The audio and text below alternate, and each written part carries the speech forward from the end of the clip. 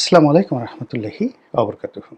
সম্মানিত দর্শক, 2025 সনের 16 ডিসেম্বর তারিখে বাংলাদেশের যে বিজয় দিবস, এই দিবসে ভারতের প্রধানমন্ত্রী তার একটি টুইট বার্তায় তিনি এই 16 ডিসেম্বরের বিজয়কে ভারতের বিজয় এবং পাকিস্তানের পরাজয় বলে উল্লেখ করেছেন। দ্বিতীয়ত, তিনি ভারত এবং পাকিস্তানের যে যুদ্ধ, সে যুদ্ধে ভারতের নিরঙ্কুশ বিজয়ে যারা বিজয়ী বীর সেনানী ছিলেন তাদেরকে ধন্যবাদ জানিয়েছেন। আর তার সেই যে টুইট বার্তাটি, যেটিকে এক্স হ্যান্ডেল বলা হচ্ছে ইদানিং, তো সেই এক্স হ্যান্ডেলে তার যে বক্তব্যটি, এটি সারা বাংলাদেশে রীতিমতো তোলপাড় তৈরি করে। সবাই বলার চেষ্টা করে যেটা কী ধরনের কথা। আমাদের মহান মুক্তিযুদ্ধ এবং আমাদের এই দেশে 90,000-এর চাইতেও বেশি পাকিস্তানি সৈন্য রেসকোর্স ময়দানে যে আত্মসমর্পণ করল, সেই আত্মসমর্পণের দলিলে ভারত স্বাক্ষর করেছে সেই যৌথ বাহিনীর, মানে মুক্তিযোদ্ধা এবং ভারতীয় বাহিনীর যে সম্মিলিত কমান্ড, সেই যৌথ কমান্ডের যিনি প্রধান ছিলেন তার নিকট, তো জেনারেল অরোরার নিকট। এটাকে নরেন্দ্র মোদী কেন অস্বীকার করছেন? কেন তিনি বাংলাদেশের নাম স্মরণ করছেন না? কেন 16 ডিসেম্বর বাংলাদেশের বিজয় দিবস তিনি বলছেন না? এটি নিয়ে কিন্তু বিতর্ক চলছে, এবং সে বিতর্ক আজকের নয়, এ বিতর্ক বহুদিনের পুরনো। এবং ভারত বাংলাদেশের যে মুক্তিযুদ্ধ, আমরা আমাদের দেশে বসে যে ন্যারেটিভগুলো তৈরি করছি, সেই ন্যারেটিভটি ভারতের মুখ থেকে কেবলই মাত্র বঙ্গবন্ধু তার স্বীকৃতি আদায় করতে পেরেছিলেন। এছাড়া বঙ্গবন্ধু পরবর্তীতে যারাই ক্ষমতায় এসেছে, তারা 1971 সনের যে যুদ্ধ, সেই যুদ্ধটাকে তারা ভারত পাকিস্তান যুদ্ধ হিসেবে বর্ণনা করার চেষ্টা করছেন। এখানে বাস্তব কি ঘটেছিল সেটা আমরা বলি। আপনারা জানেন যে ভারতের যে কমান্ড, মানে মিলিটারি যে কমান্ড, এটার দুটো বিভাগ রয়েছে। আমার যেমন ঢাকা আওয়ামী লীগ উত্তর দক্ষিণ, কিংবা ঢাকা জেলা বিএনপি উত্তর দক্ষিণ, কিংবা চট্টগ্রাম উত্তর চট্টগ্রাম দক্ষিণ, মানে যেই জেলা শহরগুলোতে বা বিভাগীয় শহরগুলোতে সংগঠন খুব বড় হয়ে যায়, তখন সেখানে দুটো ভাগে ভাগ করা হয়, উত্তর এবং দক্ষিণ। তো এভাবে কোথাও পূর্ব বা কোথাও পশ্চিম, আমাদের এই শহরের উত্তর দক্ষিণটি মানে এইভাবে আড়াআড়ি করলে সবার জন্য ভালো হয়। কিন্তু যদি এমন হতো তাহলে পূর্ব এবং পশ্চিম হিসেবে তারা ভাগ করত। তো ভারত তাদের যে সেনাবাহিনীর যে বিন্যাস, এটি মূলত দুটো কমান্ডে তারা ভাগ করেছে। একটা হলো ইস্টার্ন রিজন, পূর্বাঞ্চলীয় যে কমান্ড, যেমন আমেরিকা রয়েছে প্যাসিফিক কমান্ড, তো এরকম ভারতে রয়েছে পূর্বাঞ্চলীয় কমান্ড। এখন পূর্বাঞ্চলীয় কমান্ড বলতে আমাদের বাংলাদেশ এবং ভারতের যে 7 সিস্টার্স, এই অঞ্চলটি সেনাবাহিনীর যে কমান্ড নিয়ন্ত্রণ করে, এটা হলো পূর্বাঞ্চলীয় কমান্ড, ইস্টার্ন রিজন। আর আরেকটি কমান্ড হলো ওয়েস্টার্ন রিজন, সেটি হলো কাশ্মীর, পাঞ্জাব, পাকিস্তান। এই বেলটা যে সেনাবাহিনীর যে অংশটি থাকে, সেটিকে তারা ওয়েস্টার্ন রিজন বা ওয়েস্টার্ন কমান্ড হিসেবে ভারতীয় সেনাবাহিনী মনে করে। তো বাংলাদেশে যে ঘটনাগুলো ঘটছিল, এর আগে ধরুন 1965 একটা যুদ্ধ হয়েছিল। তো সেই যুদ্ধে ভারত এবং পাকিস্তানের সেই যুদ্ধে পুরো যুদ্ধটাই ছিল ভারতের ওয়েস্টার্ন কমান্ডের মাধ্যমে। ভারত ভয় পাচ্ছিল যে যাকে বলা হয়, যদি ঢাকাতে পাকিস্তান সেনাবাহিনীর যে কমান্ড রয়েছে, এবং 1965-এ যাকে বলা হয়, যদি পাকিস্তান আর্মি চাইতো, এটি আসলে 24 ঘন্টার বেশি লাগতো না। যে ভয়টা ভারত করেছিল সেটি হলো যে, এখানে তো ঢাকাতে প্রায় 1 লাখ সৈন্য ছিল, পাকিস্তানের 1 লাখ সৈন্য ছিল 65-এ। তো যখন পাঞ্জাব ফ্রন্টে যুদ্ধ হচ্ছিল, ওয়েস্টার্ন ফ্রন্টে যুদ্ধ হচ্ছিল, তখন ইস্টার্ন রিজনটা বলতে গেলে ফাঁকা ছিল, এবং এখানকার যত সৈন্য, ভারতের যত সৈন্য, তারা সব ওই পাঞ্জাব রেজিমেন্টে তারা সমাবেশ ঘটিয়েছিল। ওখানে ব্যাপক যুদ্ধ আইয়ুব খানের জামানাতে। তখন ভারত ভয় পেয়েছিল যে যদি পূর্ববঙ্গে তাদের যে মেশিনারিজগুলো আছে এটাকে ফরওয়ার্ড করে, তাহলে তো তারা ইচ্ছে করলে ভারতের যে 7 সিস্টার্স আছে এটাকে তারা বিচ্ছিন্ন করে দিতে পারে। এটাই হলো ওদের ভয়। আবার অন্যদিকে পাকিস্তান আর্মি চিন্তা করছিল যে তাদের যে কোনো মূল্যে পাঞ্জাব রক্ষা করতে হবে, যে কোনো মূল্যে করাচি রক্ষা করতে হবে, ইসলামাবাদ রক্ষা করতে হবে, পিন্ডি রক্ষা করতে হবে। তারা বাংলাদেশ নিয়ে চিন্তাই করেনি, একদম চিন্তা করেনি।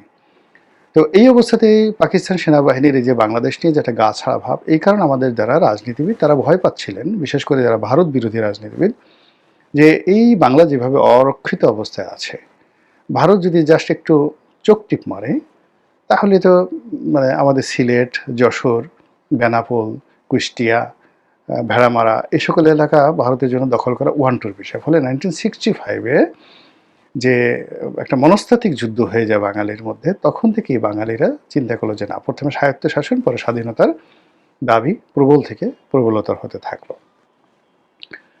আর ভারত যেটা ওই যে ভয় পেয়েছিল ওই সময়টাতে 7 সিস্টার্স পাকিস্তান দখল করে নিতে পারে, ওই ভয়টা তাদের এমন যাকে বলা হয় মানে পর্যায়ে পৌঁছলো যে যুদ্ধ শেষ হওয়ার পর 1965-এর যুদ্ধ শেষ হওয়ার পর ভারতের অর্থনৈতিক অবস্থা খুব খারাপ, কিন্তু তারপরেও তারা সর্বোচ্চ অর্থ বিনিয়োগ করেছে এই পূর্ববঙ্গে, মানে পাকিস্তানকে বিচ্ছিন্ন করে দেওয়ার জন্য।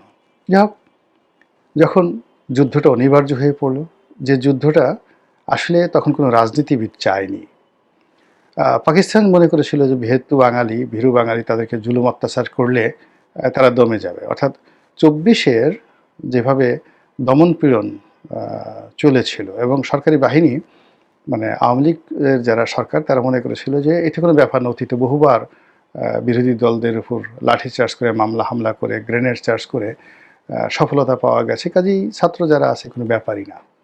তো ওভাবে পাকিস্তান আর্মির একটা দম্ভ ছিল যে সেই 1947 থেকে একেবারে সেই 1970 সন পর্যন্ত তারা প্রত্যেকটা বারই বাঙালিকে দমন পীড়ন করেছে এবং অত্যন্ত শক্ত হাতে সব কিছু দমন করেছে, ইচ্ছা মতো মেরেছে, কেটেছে, তার কোনো যাকে বলা হয় প্রতিবাদ হয়নি। ফলে 70-এর নির্বাচনে আওয়ামী লীগের ভূমিধর বিজয়ের পরে যখন অপ্রত্যাশিতভাবে, যেটা পাকিস্তান আশাই করে নাই, শেখ মুজিব বঙ্গবন্ধু তিনি যখন সরাসরি পাকিস্তানের প্রধানমন্ত্রী হইতে চাইলেন, এটা মানে তাদের কাছে একটা বজ্রপাতের মতো মনে হলো যে তাকে আমরা একটা প্রাদেশিক সরকার গঠন করার সুযোগ দেয়নি 1954-এ, তাও আবার হোসেন সৈয়দ সোহরাওয়ার্দীর মতো মানুষকে, আতাউর রহমান সাহেবের মতো মানুষকে।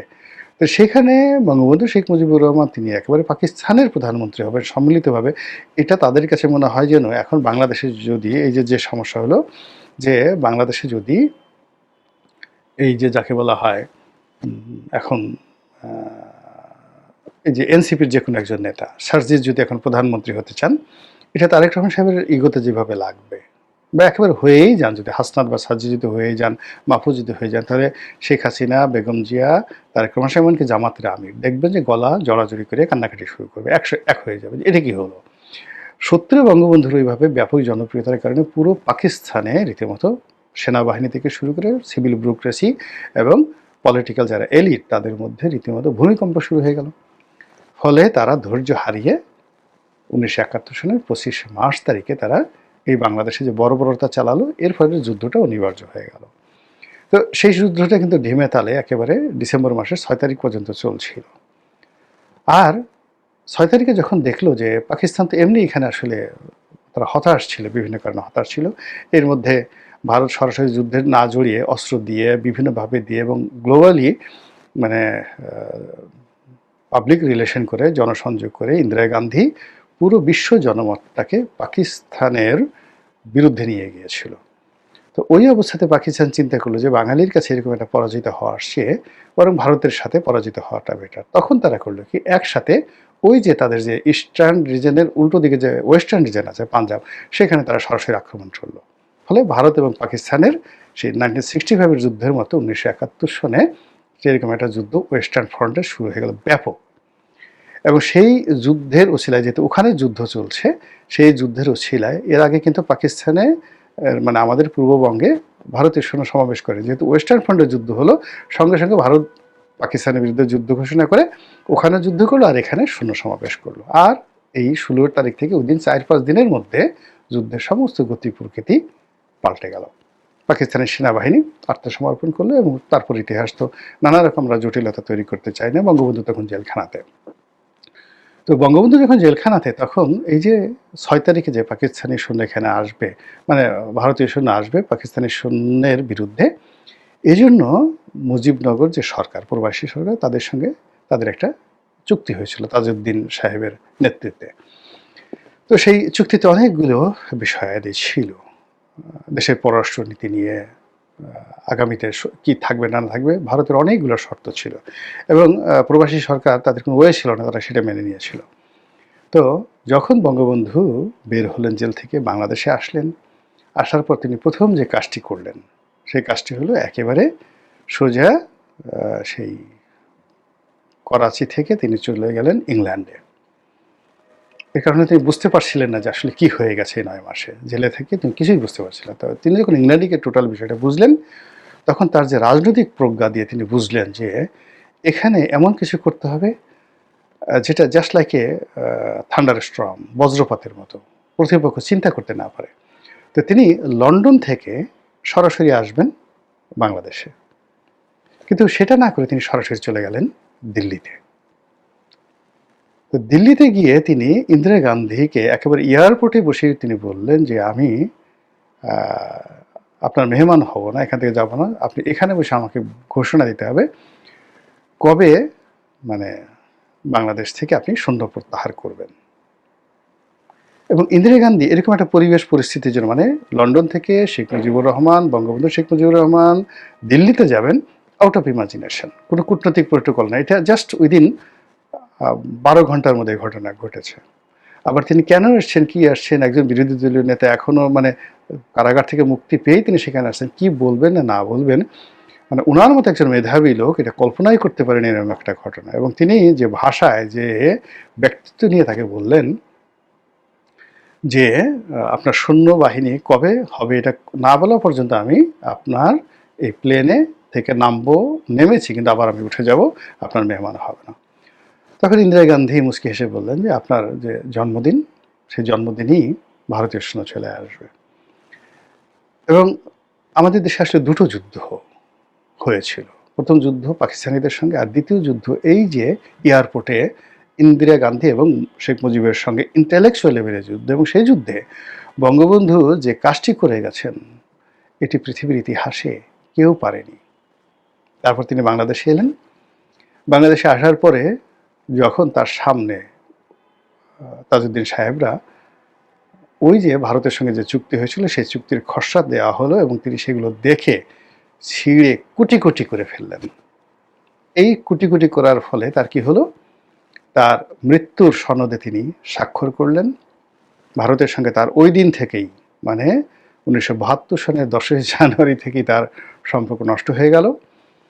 এবং ভারতপন্থী যে সকল নেতৃবৃন্দ ছিলেন, ইনক্লুডিং আব্দুর রাজ্জাক, ইনক্লুডিং সেই যাকে বলা হয়